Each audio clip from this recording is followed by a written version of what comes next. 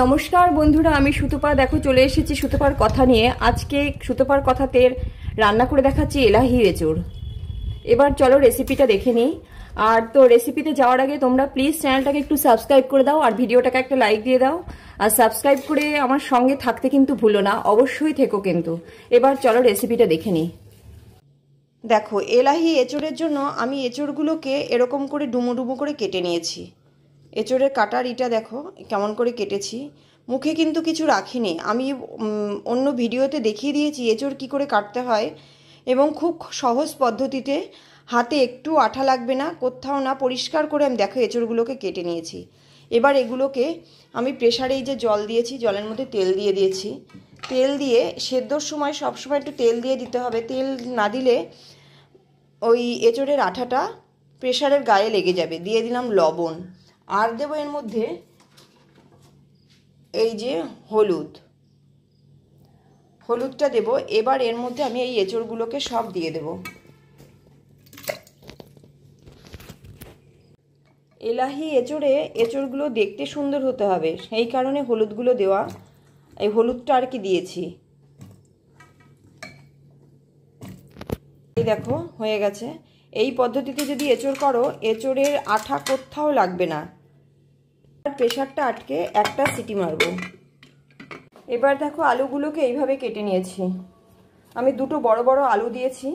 আলু আমি এরকম করে কেটে নিয়েছি। আর এঁচোড়গুলো সিদ্ধ করার পরে ঠিক এরকম হয়েছে। হালকা হলুদ দেওয়ার জন্য কষকষটা দেখো বোঝা যাচ্ছে না। আর দেখো খুব সুন্দর সফট হয়ে গেছে কিন্তু। এই দেখো এর মধ্যে একটু লবণ দেওয়া আছে।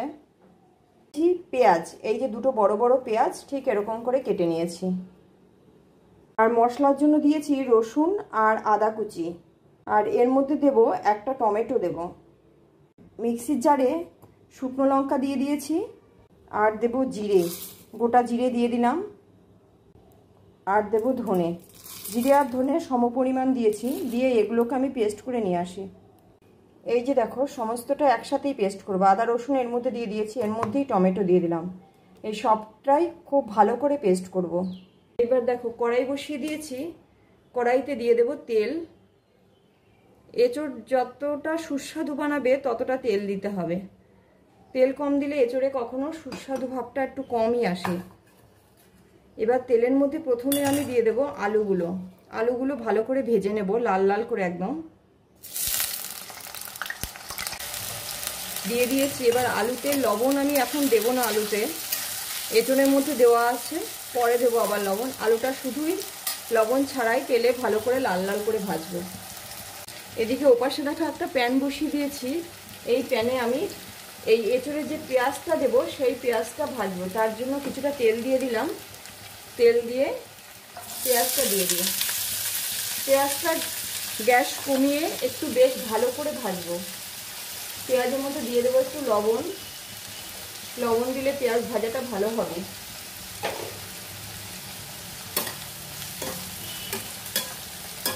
প্রথমে একটু গ্যাস বাড়িয়ে দিই, একটু বাদে কমিয়ে দেবো। কমিয়ে পেঁয়াজটা বেশ ভালো করে ভাজবো। আর এদিকে তো আলুটা আমি ভাজছি, এতে একটু তাড়াতাড়ি হবে। একদিকে পেঁয়াজটা ভেজে নিচ্ছি। পেঁয়াজটা ভাজতে দিতে সময় লাগবে, তাই আমি দুদিকে একসাথে বসিয়ে দিয়েছি। আর এই ফাঁকে আমি মশলাটা পেস্ট করে নিয়ে আসি। এই দেখো আলুগুলো এই অবস্থায় যখন হয়ে যাবে, এই যে লাল লাল হয়ে উঠেছে, এই অবস্থায় হয়ে গেলে এর মধ্যে আমি এঁচোড়গুলো দিয়ে দেবো। এঁচোড়টাও খুব ভালো করে ভাজতে হবে। আলুটা আগে দেওয়ার কারণ এঁচোড়টা তাহলে তলায় ধরে ওঠে না, কিন্তু এঁচোড়টা না ভাজলে এঁচোড়ের টেস্ট অতটা ভালো আসবে না। এঁচোড়ের টেস্ট আনতে গেলে এঁচোড় ভাজতে হবে ভালো করে। এবার এরকম করে সব এঁচোড়গুলো আমি দিয়ে দিই।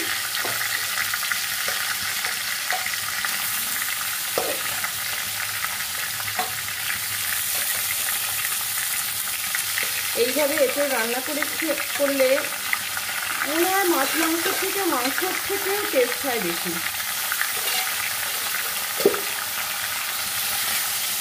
এই যে দেখো এটাকে লবণ না হলুদ দেওয়া, সেই কারণে কিছুই দেবো না। এটাকে গ্যাস বাড়িয়েই ভালো করে ভাজবো। এটাকে পুরো লাল লাল ভাজাটা বোঝাই যাবে সাইড দিয়ে যে হয়ে এসছে, তখন অফ করব। আর ওদিকে পেঁয়াজটা আমি গ্যাস কমিয়ে ভাজা চলছে। দেখো আরও হবে, এখানে কিছুই হয়নি। একটু সময় লাগে, যে কোনো জিনিস একটু ভালো রান্না করতে গেলে, একটু তো টেস্ট বেশি আনতে গেলে একটু সময় দিতেই হবে।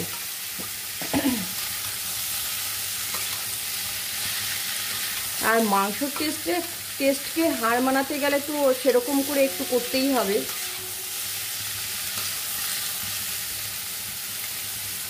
এটা এরকম করে বেশ ভালোভাবে ভাজা হবে। ভাজাগুলো দেখো এখনো বোঝাই যাচ্ছে না কোনো ভাজা হয়েছে, ভাজাটা ভালো হতে হবে।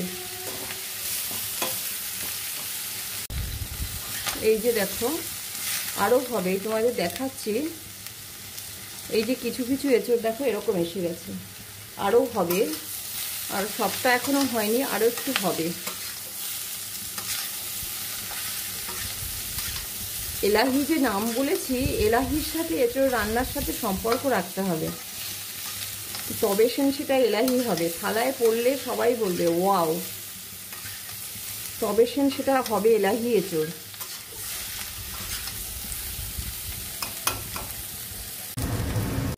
এই যে এটা এবার হয়ে গেছে এঁচড়টা।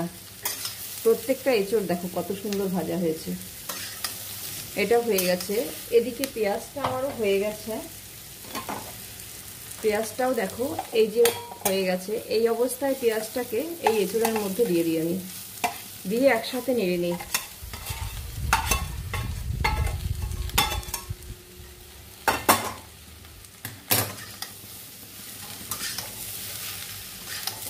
একসাথে নেড়ে নেব। এতে হবে কি, পেঁয়াজের যে গন্ধটা সেটা এঁচড়ের মধ্যে ঢুকে যাবে।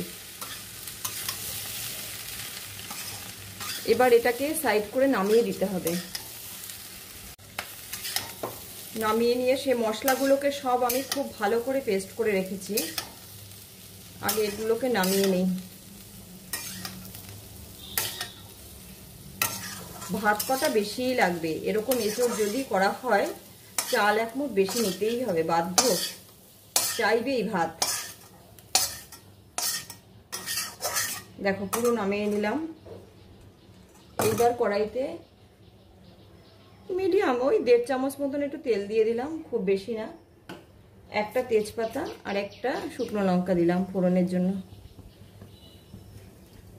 এইবার দেখো এই যে পেস্টটা দেখো কত সুন্দর পেস্ট করেছি। এই দেখো কিচ্ছু নেই, একদম মিহি করে পেস্ট করে নিয়ে এসছি। এটাকে এই মধ্যে ঢেলে দেব। ওদিকে আমি প্যানে জল ফোটানোর জন্য দিয়ে দিয়েছি, ওই জলটা ফুটুক, ফোটানো জল দিতে হবে। এই যে দেখো মশলাটা কিন্তু আরেকটু হবে, মশলাটা খুব ভালো করে কষাতে হবে। এই অবস্থা হয়ে গেলে এবার দেব হলুদ আর দেবো একটু চিনি। এই যে হলুদ দিয়ে দিলাম।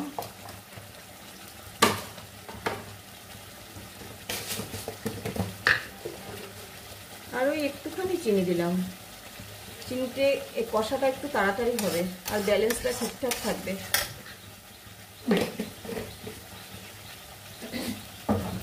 আর এবার একটু লবণ দেব, এইটুকু দিতে হবে লবণ। এবার সব শুদ্ধ কষা মোটামুটি হয়েই গেছে, আর একটু হবে। যেহেতু রসুন আছে এর মধ্যে, একটু ভালো করে না কষালে কিন্তু হবে না। এই যে দেখো এটা কষা হয়ে গেছে। এইবার এই অবস্থায় এই এঁচড়গুলো ভেজে রেখেছি সেগুলো এর মধ্যে ঢেলে দেবো। এঁচড়, পেঁয়াজ, আলু সব রয়েছে, ঢেলে দিয়ে এবার উপর থেকে জলটা দিয়ে দেবো। একটু নেড়ে মিশিয়ে নেবো আগে, মিশিয়ে নিয়ে জলটা দিয়ে দেবো। জলটা ওদিকে ফুটিয়ে রেখেছি টকবক করে, ফোটানো জল দিতে হবে। ফোটানো জল দিলে টেস্ট ভালো হবে। এই যে মিশে গেছে কিন্তু। দেখো জল পরিমাণ মতন দিতে হবে, খুব বেশি জল লাগবে না, ঠিক যেটুকু লাগবে সেইটুকুই দেবো।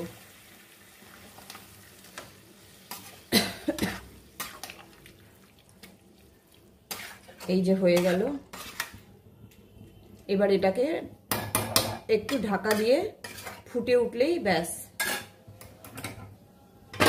মোটামুটি তৈরি। আর একটু আছে, লাস্ট স্টেজ একটু আছে। এই দেখো এটা হয়ে গেছে মোটামুটি। এইবার এই অবস্থায় এটাতে দেব একটু গরম মশলার গুঁড়ো। আর দেবো একটু ঘি। এইবার নাড়বো, নেড়ে নামিয়ে নেব। হয়েছে না এলাহি এঁচড়। তবে এটা একদম গ্যারান্টি দিয়ে বলতে পারি, মাছ মাংস আর চাইবে না। একবার এরকম এঁচড় রান্না করে থালায় পড়লে এই এঁচড়টা মাছ মাংসকে হার মানিয়ে দেবে। দুর্দান্ত টেস্টি এলাহি এঁচড়।